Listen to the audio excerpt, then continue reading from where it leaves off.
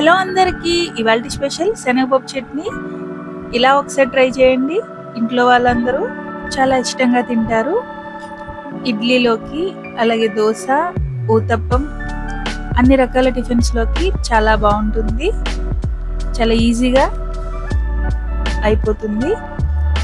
ముందుగా ప్యాన్ పెట్టి కొద్దిగా ఆయిల్ వేసి పల్లీలు వేసి బాగా ఫ్రై చేయాలి.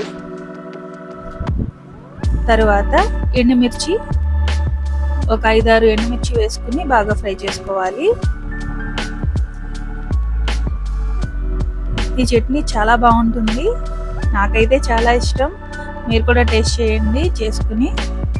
ఎండుమిర్చి వేగుతుంటే అందులో ధనియాలు, కొద్దిగా జీలకర్ర వేసి బాగా ఫ్రై చేయాలి.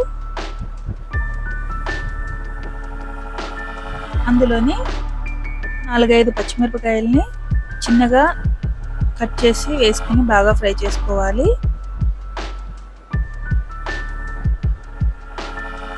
అందులోని కొద్దిగా కరివేపాకు వేసుకుని బాగా ఫ్రై చేసుకోవాలి. ఈ చట్నీ చాలా బాగుంటుంది, మీరు కూడా ట్రై చేయండి. తర్వాత అదే కళాయిలో కొద్దిగా ఆయిల్ వేసి 1 గ్లాస్ దాకా శనగపప్పును తీసుకోవాలి. మీ ఇష్టం, ఎంతైనా తీసుకోవచ్చు. శనగపప్పు అనేది చాలా బాగా ఫ్రై అవ్వాలి. స్లో ఫ్లేమ్లో ఫ్రై చేయాలి, లేదంటే మాడిపోతుంది. పప్పు బాగా ఫ్రై అవ్వాలి. స్లో ఫ్లేమ్లో ఫ్రై చేయండి, లేదంటే మాడిపోతుంది. పచ్చివాసన పోయేంత వరకు బాగా ఫ్రై చేయాలి. హై ఫ్లేమ్లో పెట్టి ఫ్రై చేస్తే మాత్రం డెఫినెట్గా మాడిపోయి చట్నీ అనేది అసలు టేస్ట్ బాగుండదు, గుర్తుంచుకోండి. శనగపప్పు ఎంత బాగా ఫ్రై అయితే అంతే టేస్టీగా ఉంటుంది. తర్వాత ఒక కొబ్బరి చెక్క చిన్న చిన్న ముక్కలుగా కట్ చేసుకుని మిక్సీ జార్లో వేసుకోండి. అల్లం ముక్కలు తీసుకోవాలి. తర్వాత చిన్న సైజు నిమ్మకాయ సైజు చింతపండును తీసుకోవాలి. ముందుగా వేయించి పెట్టుకున్న పోపుల్ని మిక్సీ జార్లో వేసుకుని చల్లారిన తర్వాత గ్రైండ్ చేసుకోవాలి. అందులోనే కొద్దిగా సాల్ట్ వేసుకుని గ్రైండ్ చేసుకుని తర్వాత శనగపప్పు, వేయించి పెట్టుకున్న శనగపప్పును వేసుకోవాలి.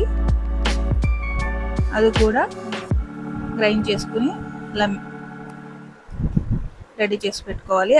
తర్వాత ప్యాన్ పెట్టి ఆయిల్ హీట్ చేసి తాలింపు వేసుకుని, చట్నీకి తాలింపు వేసుకుంటే చాలా కమ్మగా ఉంటుంది తినడానికి. తాలింపు మంచిగా ఫ్రై అవనివ్వండి, స్లో ఫ్లేమ్లో చేసుకోండి, అప్పుడే టేస్ట్ అనేది బాగా వస్తుంది. తర్వాత కొద్దిగా ఇంగువ వేసి ఫ్రై చేయండి. ఇంగువ వేస్తే చాలా బాగుంటుంది. ఇంగువ వేసి అలా తాలింపు వేసుకుంటే తర్వాత ఆ తాలింపుని ముందు చేసి పెట్టుకున్న చట్నీలోకి వేసుకుని కలుపుకొని సర్వ్ చేసుకోవాలి. మీరు కూడా ట్రై చేయండి, చాలా బాగుంటుంది చట్నీ, శనగపప్పు చట్నీ. సబ్స్క్రైబ్ చేయండి, లైక్ చేయండి, షేర్ చేయండి, కామెంట్ చేయండి. Thank you.